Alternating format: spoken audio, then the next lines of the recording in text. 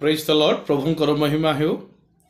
प्रभु आमान को सुंदर समय देइछन्ति ताहांको पवित्र वाक्य रु किछि शिखिबा निमंते मु मध्य पवित्र बाइबल रु शिखुअछि एवं किछि शिक्षा को मो वीडियो द्वारा आपण मानक मध्य रे रखुछि। जो माने एई चैनल रो सब्सक्राइबर अछन्ति प्रभु विशेष करी आपण मान को बुद्धि दियंतु ज्ञान दियंतु आहुरी मध्य ताहांको वाक्य रे शक्ति रे ताहांकर से पवित्र आत्मा रे पूर्ण करी आपण मान को वर्धिष्णु करंतु यह मोर प्रार्थना। आज ये समय मो प्रकाशित वाक्य 20 पर्व 1 पद 2 पद पढ़ी आपण मान को सम्मुख रे किछि उपदेश को मु रखिबा पई चाहे शिक्षा को मु रखिबा पई चाहे जहाँकि एक सहस्र वर्षर राजत्व विषय परमेश्वर वाक्य रे लिखा जाए। आउ से सहस्र वर्ष राजत्व परमेश्वरंकर लख माने करिवे। विशेषकर ये जो वाक्य प्रकाशित वाक्य रही अछि ताहा आमानक प्रत्येकंक निमंते एक गुरुत्वपूर्ण वाक्य अटे बा गुरुत्वपूर्ण एक शिक्षा अटे। प्रभुंक वाक्य आमाने देखिबा प्रकाशित वाक्य 20 पर्व 1 पद एवं 2 पद परमेश्वरंकर वाक्य रे लिखा जाए। परे मु जणे दूतंकु स्वर्गरु ओल्हाई आसीबार देखिली। ताहांको हस्तरे पाताल कुंडर चाबी व गोटे बृहत श्रृंखल थिला। से सही सर्प सही पुरातन नाग अर्थात दियाबल व शैतान को धरी 100 वर्ष पर्यंत बांधी पकाइले। परमेश्वरंकर वाक्य रे आमाने देखुछु जे गोटे दूत स्वर्गरु ओल्हाई आसुअछंती ताहाको एई स्थान रे लेखक देखुअछंती एवं से दूत जो ओल्हे आसुअछंती ताहांको हस्तरे पाताल कुंडर चाबी व गोटे बृहत श्रृंखल थिला ताहा से देखुछंती। चाबी एवं श्रृंखल से धरी थिले। आउ से दूत सही सर्प जो सर्प कि जहा एक दियाबल शैतान को बुझाए आउ जो सर्प कि आगामी वाक्य रे मध्य माने देखिबा लिवियाथन को मध्य बुझाई थाए। जो सर्प अनेक व्यक्ति को अनेक जाति भाषावादी मान को भ्रांत करियछि भ्रष्ट करियछि पाप करायछि सेही सर्प अर्थवा सेही पुरातन नाग अर्थात दियाबल ओ शैतान को धरी 100 वर्ष पर्यंत बांधी पकाइले। सेही दूत सेही दियाबल को बांधिले सेही श्रृंखल द्वारा आउ सेही पाताल कुंडर चाबी को से धरी थिले आउ सेही कुंडरे ताहांको से पके बांधिकी रखिले। यह परमेश्वरंकर वाक्य कुहे। ए वाक्य जितेबेले आमे देखुछु 2 पर्व को मु गुरुत्व भाव रे आपण मानक सम्मुख रखिबा पई चाहे। ए 2 पर्व जितेबेले माने देखु ए स्थान रे जो से सेही सर्प बोली लिखा जाए। सर्प कथा जितेबेले आमे चिंता करू साप कथा जितेबेले भी आमे चिंता करू विभिन्न व्यक्ति जीवन रे सर्प विषय विभिन्न मतामत रही अछि। तत्सहित सर्प विषय भय मध्य प्रत्येक जीवन रही अछि। केतेक जीवन रे भय अछि केतेक जीवन रे भय नाही। किंतु एई स्थान रे जो सर्प विषय लिखा जाए ताहा एक भययोग्य सर्प अटे। आउ एई प्रकार गोटे सर्प जहा कि पुरातन नाग अटे। आमाने जेतेबेले देखिबा एई सर्प कथा परमेश्वरंकर जेतेबेले सृष्टि आरंभ होला एदन उद्यान मध्य रे आदम एवं हवा को परमेश्वर रखिथिले। हवा सहित ए सर्पर कथबार्ता विषय को आमाने देखिबा को पाई थाउ। आदि पुस्तक 3 पर्व जेतेबेले आमाने पवित्र बाइबल रु आमाने देखु तेबे सेही स्थान रे आमाने सर्प विषय किछि विषय पाऊ। 1 पद ठारू 15 पद पर्यंत आपण माने जदि पाठ करिवे संपूर्ण ताहा को बुझी पारिबे। एणु समय कम थिबा हेतु 1 पद ठारू 15 पद पर्यंत मु पाठ करू नाही। किंतु एतिकी कहिबा पई चाहे जे सेही स्थान रे गोटे सर्प थिला आउ सेही सर्प नारी को जाई कि प्रकार भाव रे भुलाइला ताहा आपण माने जानती। एवं से सर्प को परमेश्वर कौन करिसंती दंड देई अछंती आ ताहार मस्तक को आघात करिबा पई ताहांक वाक्य रे मध्य लेखा जाय अछि। ए विषय सर्प विषय आमे देखा मिली था। यही स्थान जो सर्प रही ताहा से सर्प जे नारी को अनेक विषय कहूची तो अर्थात कथा कहवा सर्प ये आम देखा पाउछु। यह एक साधारण सर्प नुहे, यह एक पुरातन नाग। ये पुरातन नियम आम देखुचु, आदि पुस्तकर घटनावली को आम देखुचु। देखंतु गोटे द्रुतगामी सर्प आउ लिवियाथन विषय मु आपण मानकु कहबा पई चाहे। आपण माने समस्त जानती जेसाया पुस्तक 27 पर्व एक पदरे परमेश्वरंकर वाक्य रे द्रुतगामी से सर्प विषय लेखा जाए। जेसाया 27 एक पद प्रभु को वाक्य आमाने देखिबा। इठी लेखा जाए, से दिन सदा प्रभु आपणार दारुण व बृहत व दृढ़ खड्ग द्वारा द्रुतगामी सर्प कौ दिन, जो दिन से आपना लोक मान को उद्धार करिवे, जो दिन ताहांकर लोक माने विजय हेबे पाप ठारू, परमेश्वर जेतेबेले उद्धार करिवे। द्रुतगामी सर्प लिवियाथन को व वक्रगामी सर्प लिवियाथन को प्रतिफल देवे, आउ से समुद्रस्थ दीर्घकाय जंतु को नष्ट करिवे। यही स्थान रे से सर्प विषय लेखा जाए, पुरातन नाग विषय लेखा जाए। यह एक गुरुत्वपूर्ण जे द्रुतगामी सर्प लिवियाथन को एते द्रुतगामी तापरी केही मध्य द्रुतगामी नुहंती। कौनसी जहाज मध्य पानी जहाज मध्य तापरी द्रुतगामी जाई पारिबो नाही, जहाँकि लिवियाथन विषय लेखा जाउअछि। वो वक्रगामी सर्प लिवियाथन को प्रतिफल से परमेश्वर देवे, सेठी बांधी रखिबा विषय लेखा जाउछि। एई पुरातन नियम रे आमने देखुछु, एक भविष्यवाणी को आमने स्थान रे देखुछु जे ताहाको कोन करिवे ना प्रतिफल देवा विषय लेखा जाए। आउ सेई दीर्घकाय जंतु को नष्ट करिबा विषय लेखा जाए। यह एक बहुत दीर्घकाय बहुत बड़, एते बड़ लिवियाथन पृथ्वी रे कौनसी सर्प किबा जंतु कौनसी सरीसृप आपरि भय भावरे भययुक्त भावरे निर्मित होना, भयंकर भावरे निर्मित टे। आश्चर्य बहुत बड़ यह लिवियाथन विषय बाइबल रो अनेक स्थान लिखा जाए। सेति मध्यरु अधिक लिवियाथन विषय आयुब पुस्तक 41 पर्व संपूर्ण केवल लिवियाथन सर्प विषय लिखा जाए। से कौन करे, तार की प्रकार रूप, की प्रकार वर्ण, ये सब विषय को से स्थान रे देखा को आम पाई था।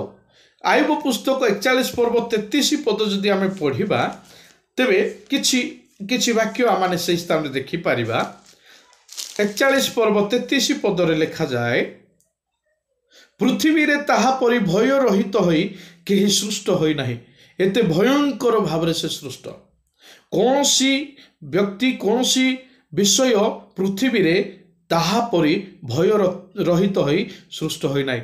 माने से एते भय से उठिले विक्रमी माने कौन हेबे ना भयग्रस्त हेबे, भय सकाशु से माने हतबुद्धि हो जिवे। यही प्रकार से सृष्ट अटे, यही प्रकार भयंकर भाव से निर्मित अटे।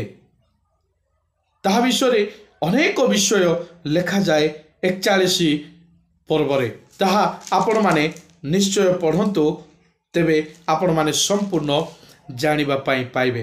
तो परमेश्वरंकर वाक्य अनुसार पुरातन नाग द्रुतगामी ए विक्रमी लिव्याथन भयंकर रूपे निर्मित आहाकु बांधिबा विषय लेखा जाए। केही आहाकु बांधि पारिबे नहीं, केही आहाकु रखी पारिबे नहीं, ओटारी पारिबे नहीं, केवल परमेश्वर ही आकु बांधि पारिबे, रखी पारिबे, नष्ट करि पारिबे। प्रभु को वाक्य रे ताहा रही अछि। देखु शैतान से केमिति पतन होइछि। जो शैतान को बांधिबा विषय आमने देखिलु, से केमिति पतन हैला। जेहेजिकल 28 पर्व जितेबेले आमने देखिबा, से स्थान रे आमे सुंदर भाव में पाई परिबा से पूर्व रे परमेश्वरंकर प्रशंसा करुथिला गौरव करुथिला प्रभुंकर स्तुति करुथिला 28 पर्व 12 पदरु 17 पद मध्य जितेबले देखू से स्थान रे देखा जाए तार पतन विश्व रे ए स्थान रे ताहाकू सरर राजा बोली आउ ए स्थान रे देखिबा को मिलु आमे लिखा जाए हे मनुष्य संतान तुम्हें सरर राजा विषय रे विलाप कर ताहाकू को प्रभु सदा प्रभु यही कथा कहती तुम्हें ज्ञान रे पूर्ण और सौंदर्य रे सिद्ध उभयर मुद्रांक करुअछ तुम्हें परमेश्वर उद्यान एदन रे थिलो कोठी थिले परमेश्वरंकर उद्यान एदन रे से थिले जहाँकि आमने हवांक सहित कथबार्ता हेबा विषय रे मध्य देखि पारुछु एणु एहा मध्य एक प्रमाण से सेठी थिला से केमिति थिला ना चुणी पीतमणि हीरक बदुर्यमणि गमेदक सूर्यकांत नीलकांत पद्मराग और अमरकत आदि जावत्य बहुमूल्य प्रस्तर वो सुवर्ण तुमर आच्छादन थिला तुमर तबल व वंशीर शिल्प कार्य तुम्ह मध्य थिला प्रभु को वाक्य लिखा जाए तुम्हें सृष्ट होगा दिन से सब प्रस्तुत होता प्रभु जितेबाला ताकू सृष्ट कले से समस्त विषय सृष्ट होगा निमंते प्रभु प्रस्तुत करते तत्सहित तुम्हें आच्छादनकारी अभिषिक्त किरूब थिल से गोटे दूत होइकिथिला पुणी आम तुमको स्थापन कलु परमेश्वर ताहाकू बनईथिले तहिले तुम्हें परमेश्वर को पवित्र पर्वत उपरे थिल तुम्हें अग्निमय प्रस्तर सकल मध्य गमनागमन कल तुम मध्य अधर्म देखा पर्यंत तुम्हें आपण सृष्टि दिन ठारू आपण आचरण रे सिद्ध थिल तुम वाणिज्यर बाहुल्य रे सेमाने तुम अभ्यंतर दरात्म रे परिपूर्ण कले आउ तुम्हें पाप करियछ एथिपाई आमे असुचि वस्तु तुल्य तुमको परमेश्वर को पर्वत रु पकाई देयछु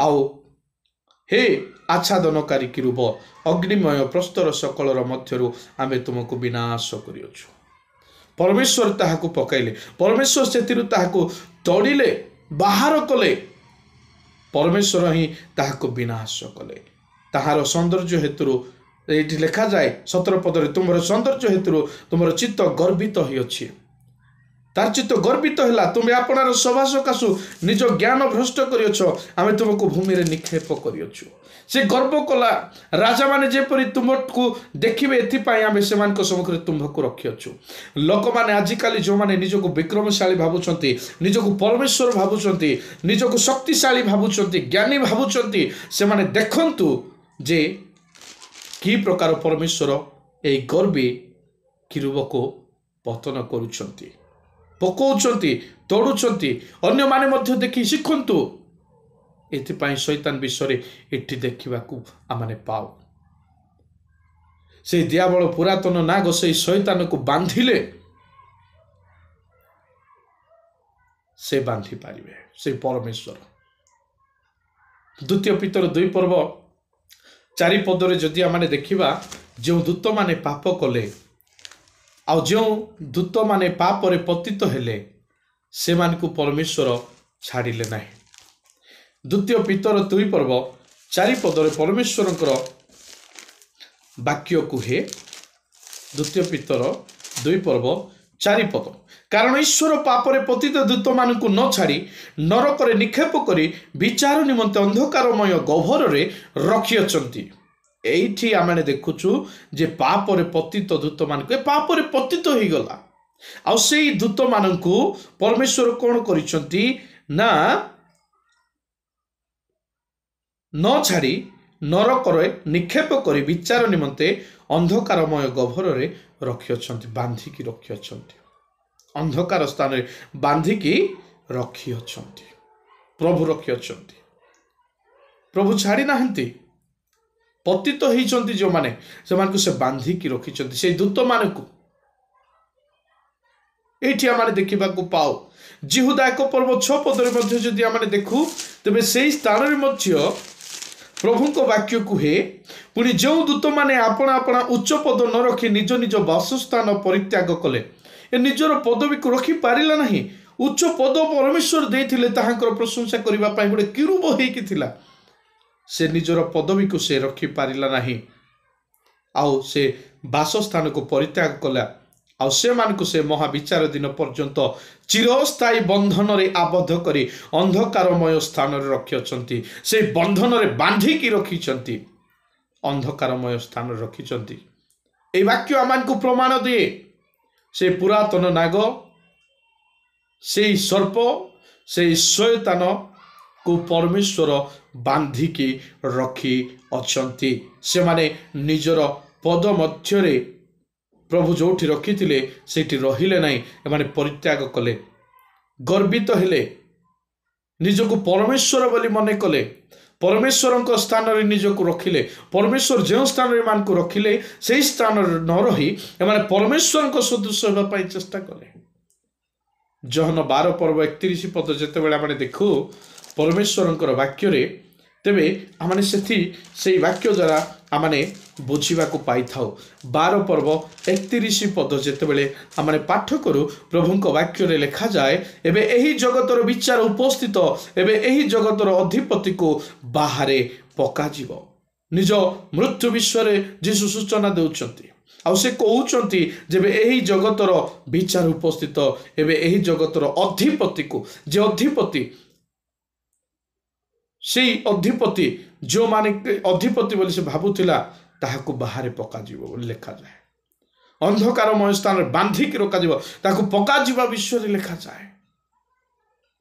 ଜହନ 16:11 ପଦ ଯଦି ଆମେ ଦେଖିବା, ପରମେଶ୍ୱରଙ୍କର ବାକ୍ୟରେ ଲେଖାଯାଏ, ବିଚାର ବିଷୟରେ ଲେଖାଯାଏ। ଆଉ ଏଇଠି ଲେଖାଯାଏ, କାରଣ ଏହି ଜଗତର ଅଧିପତି ବିଚାରିତ ହୋଇଅଛି। ଆଉ ଏହି ଅଧିପତିକୁ ପରମେଶ୍ୱର ବିଚାର କରିସାରିଛନ୍ତି। ଆଉ ଆକୁ ବିଚାର କରିବା ଆବଶ୍ୟକତା ନାହିଁ, ଆକୁ କେବଳ ନଷ୍ଟ କରିବା ପାଇଁ ପରମେଶ୍ୱର ରଖିଛନ୍ତି। ମନୁଷ୍ୟମାନଙ୍କୁ ସେ ବିଚାର କରିବେ, କିନ୍ତୁ ଏହି ଅଧିପତି ପୁରାତନ ନାଗ ଶୟତାନକୁ ସେ ଆଉ ବିଚାର କରିବେ ନାହିଁ, ତାହାର ବିଚାର ହୋଇସାରିଛି। ପରମେଶ୍ୱରଙ୍କର ବାକ୍ୟ ତାହା ପ୍ରମାଣ କରେ। ପ୍ରଥମ ଜହନ 3 ପର୍ବ 8 ପଦ ଯେତେବେଳେ ଆମେ ପରମେଶ୍ୱରଙ୍କର ବାକ୍ୟରୁ ଆମେ ଦେଖୁ, ତେବେ ସେହି ସ୍ଥାନରେ ଆମକୁ ପରମେଶ୍ୱରଙ୍କର ବାକ୍ୟ କୁହେ ଯେ ପାପ କରେ ସେ ଶୟତାନ ଠାରୁ ଜାତ, କାରଣ ଶୟତାନ ଆରମ୍ଭରୁ ପାପ କରି ଆସୁଅଛି। ଶୟତାନର କାର୍ଯ୍ୟ ବିନାଶ କରିବା ଉଦ୍ଦେଶ୍ୟରେ ହିଁ ଈଶ୍ୱରଙ୍କ ପୁତ୍ର ପ୍ରକାଶିତ ହେଲେ। ସେ ଈଶ୍ୱରଙ୍କର ପୁତ୍ର ଏଥିପାଇଁ ପ୍ରକାଶିତ ହେଲେ ଯେ ଜଗତର ଅଧିପତିକୁ ବାହାର କରିବା ପାଇଁ, ତାହାକୁ ନଷ୍ଟ କରିବା ପାଇଁ, ଅନ୍ଧକାର ରଖିବା ପାଇଁ। ଏଣୁ ଯେଉଁମାନେ ପାପ କରୁଛନ୍ତି ଆଜି, ସେମାନେ ବି ସେଇ ଶୟତାନ ଠାରୁ ଜାତ ଅଟନ୍ତି। ବି କେୟାରଫୁଲ୍। ଯଦି ପାପ କରୁଛନ୍ତି ବାରମ୍ବାର କହିବା ସତ୍ତ୍ୱେ ମଧ୍ୟ ଭାବନ୍ତୁ ନାହିଁ ଯେ ଆପଣମାନେ ନିଜେ କରୁଛନ୍ତି ବୋଲି। ସେଇ ସ୍ପିରିଟ୍, ସେଇ ଅଧିପତି ଆପଣମାନଙ୍କୁ ଧରିଛି। ସେ ପୁରାତନ ନାଗ ଶୟତାନ ଆପଣମାନଙ୍କୁ ପାପ କରାଉଛି। ଏଣୁ ଯେ ପାପ କରେ ସେ ଶୟତାନ ଠାରୁ ଜାତ, କାରଣ ଶୟତାନ ଆରମ୍ଭରୁ ପାପ କରି ଆସୁଅଛି। ସୃଷ୍ଟ ହେଲା ପରେ ସେ ଭଲରେ ଥିଲା, କିନ୍ତୁ ଆରମ୍ଭରୁ ସେ ପାପ କରି କରି କରି କରି ସେ ଆସୁଅଛି। ପ୍ରଭୁଙ୍କ ବାକ୍ୟରେ ଲେଖାଯାଏ, ଆଉ ଶୟତାନର କାର୍ଯ୍ୟକୁ ବିନାଶ କରିବା ଉଦ୍ଦେଶ୍ୟରେ ଈଶ୍ୱରଙ୍କ ପୁତ୍ର ପ୍ରକାଶିତ ହେଲେ। ଏଣୁ ବିନାଶ ତାହାକୁ କରାଯିବ ପରମେଶ୍ୱରଙ୍କର ବାକ୍ୟ ଅନୁସାରେ। କେହି କରିପାରିବେନି, କିନ୍ତୁ ପରମେଶ୍ୱର କରିପାରିବେ। ପରମେଶ୍ୱର ବିନାଶ କରିବେ। ମନେ ରଖନ୍ତୁ, ପାପ କରନ୍ତୁ ନାହିଁ। ତାଠାରୁ ଜାତ ହେଇନୁ ଆମେ ପରମେଶ୍ୱରଙ୍କ ଠାରୁ ଜାତ ହେଇଅଛୁ। ପରମେଶ୍ୱର ଆପଣା ପ୍ରତିମୂର୍ତ୍ତିରେ ଆମକୁ ନିର୍ମାଣ କରିଅଛନ୍ତି। ଆମେ ପରମେଶ୍ୱରଙ୍କ ଠାରୁ ଜାତ ଅଟୁ। ମାଥ୍ୟୁ 12 ପର୍ବ 29 ପଦ ଯେତେବେଳେ ଆମେ ପଢ଼ିବା, ପରମେଶ୍ୱରଙ୍କର ବାକ୍ୟ ଆମକୁ ସୁନ୍ଦର ଭାବରେ ଗୋଟିଏ ଶିକ୍ଷାକୁ ପ୍ରକାଶ କରେ। ମାଥ୍ୟୁ 12 ପର୍ବ 29 ପଦ ପ୍ରଭୁଙ୍କ ବାକ୍ୟରେ, ଅବା କେହି ପ୍ରଥମେ ବଳବାନ ଲୋକକୁ ନ ବାନ୍ଧିଲେ କି ପ୍ରକାରେ ତାହା ଗୃହରେ ପ୍ରବେଶ କରି ତାହାର ଅସ୍ତ୍ରଶସ୍ତ୍ର ସବୁ ହରଣ କରିପାରେ? ତାହାକୁ ଆଗେ ବାନ୍ଧିଲେ ସିନା ତାହାର ଗୃହ ଲୁଣ୍ଠନ କରିବ। ଏଇଠି ଲେଖାଯାଏ, ପ୍ରଥମେ ବଳବାନ ଲୋକକୁ ନ ବାନ୍ଧିଲେ। ଏଣୁକରି ବାନ୍ଧିବାକୁ ପଡ଼ୁଛି। 1000 ବର୍ଷ ରାଜତ୍ୱ କରିବା ପାଇଁ ହେଲେ ଏହି ସ୍ଥାନରେ ଥିବା ଅଧିପତି ବଳବାନ ଦିଆବଳକୁ, ଶୟତାନକୁ ବାନ୍ଧିବାକୁ ପଡ଼ିବ।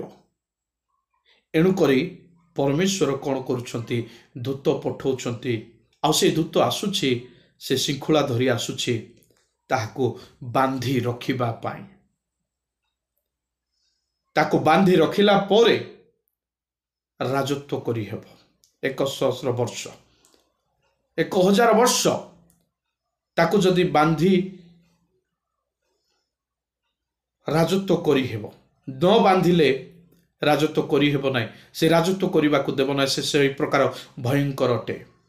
ପୃଥିବୀର କୌଣସି ବ୍ୟକ୍ତି, କୌଣସି ରାଜା, କୌଣସି ମନୁଷ୍ୟ, କୌଣସି ବିଷୟ ତାହାକୁ ବାନ୍ଧି ରଖିପାରିବ ନାହିଁ। ପରମେଶ୍ୱର ହିଁ ତାହାକୁ ବାନ୍ଧି ରଖିପାରିବେ।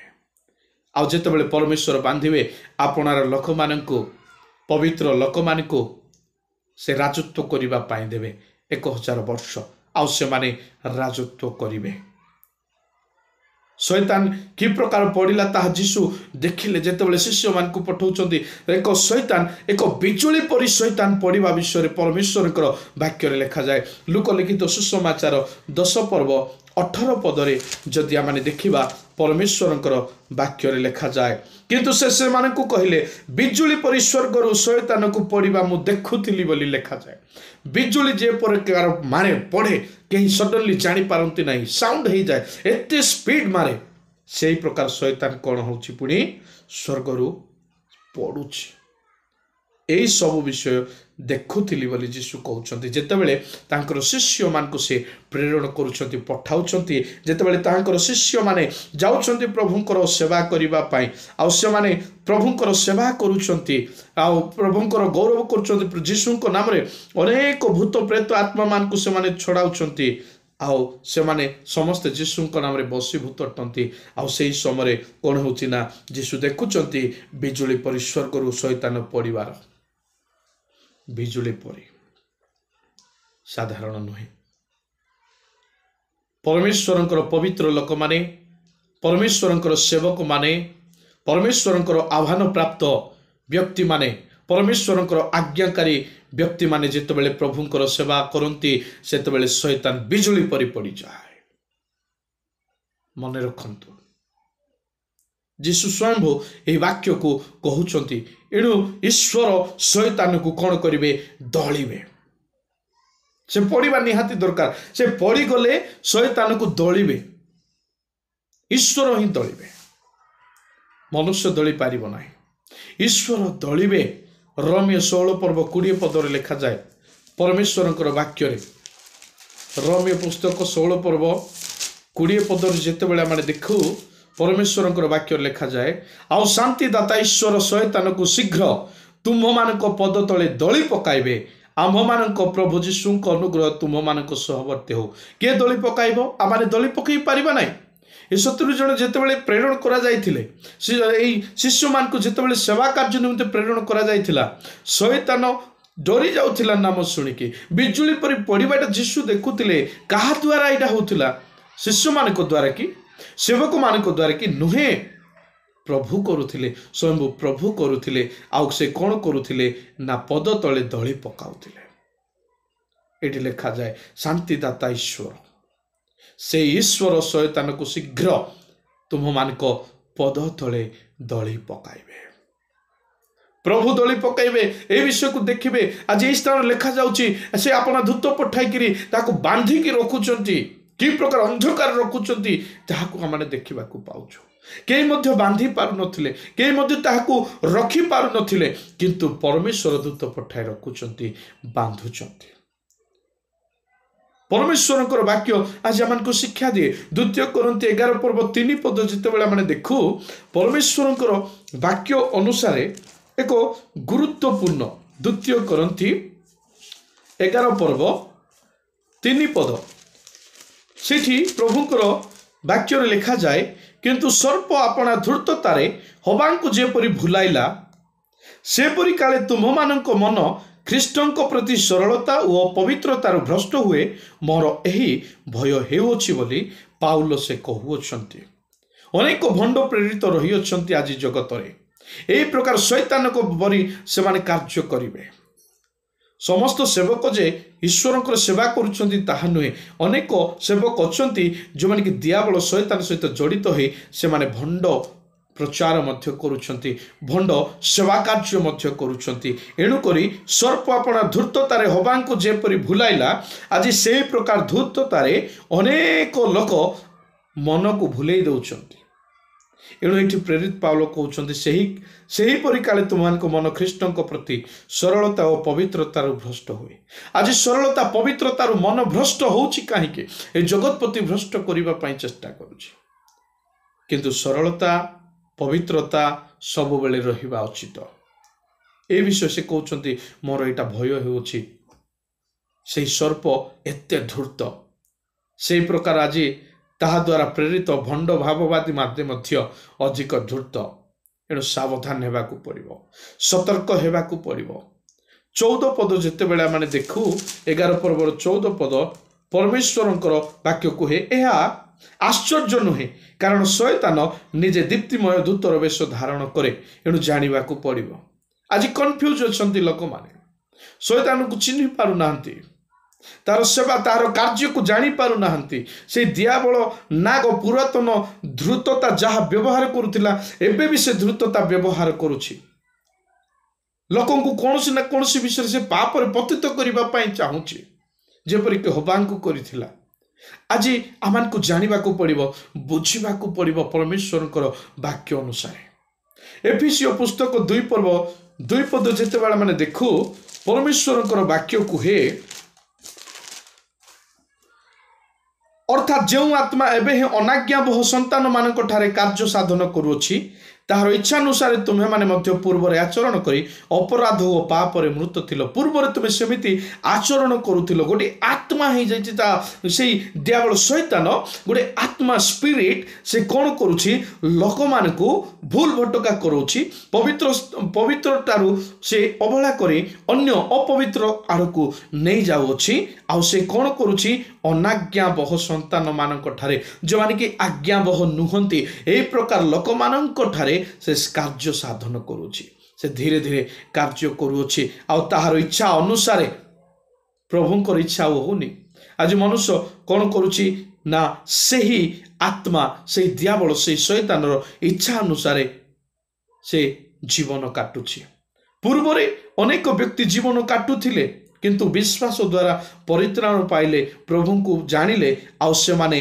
ताहार इच्छार नुहे परमेश्वर इच्छारे अनाज्ञाबहतारे नुहे आज्ञाबहतारे जीवन काटुछंती वर्तमान किंतु एई स्थान रे देखो जे पूर्वे से प्रकार से माने अपराध पाप रे मृत थिले आज अनेक व्यक्ति आज से प्रकार थिलु पूर्व रे आमे जेतेबेले यीशु को जानि नथिलु शैतान द्रुततारे आमान को भुलाई देउथिला आमान को पाप रे रखिथिला आमान को से अपराध रे पतित करिथिला पाप रे मृत्यु करी रखिथिला आ प्रभु यीशु ख्रीष्ट स्वयं से आमान को पाई आसिले आमान को से उद्धार कले मन रखंतु प्रभु आमान को उद्धार कले आ ताहार इच्छा अनुसार आमान को छाड़िले नाही आमाने प्रभु के इच्छा अनुसार बंचिबा को पड़िबो शैतान रे इच्छा रे आमाने बंचिबा नाही आमाने जदि चाहुचु से सहस्र वर्ष रे राजत्व करिबा पाए तेबे आमाने एई अपराध एई पाप विषय को परित्याग करिबा को पड़िबो जहाँ भी अपराध बोली आपण माने जानती जहाँ भी पाप बोली आपण माने जानती से सावधान हुंतु द्रुततारे पड़ंतु नाही शैतान कौन माध्यम रे निजे पतित होई आपण मानकु मध्य पतित करिबा पाई से चेष्टा करूछि बी केयरफुल परमेश्वर को भय करंतु उत्तम जीवन यापन काटंतु नले से बंधा सहित आपण माने मध्य बंधा हेबे से नरक को जीवा सहित आपण माने मध्य नरक को जीवे किंतु परमेश्वर को यह इच्छा नुहे एणु करी परमेश्वर से बांधिबा पाई चेष्टा करंती बांधंती आपण माने परमेश्वर को वाक्य को सुनिचंती मोर यह विश्वास आहुरी मध्य ए विषय अनेक पवित्र बाइबल रु रेफरेंस बाहर करंतु आपण मान को गाँव रे थिबा प्रभुंकर दास मान को पचारंतु आहुरी मध्य अधिक शिक्षा ग्रहण करंतु प्रभु आपण मान को आशीर्वाद करंतु God bless you praise the Lord.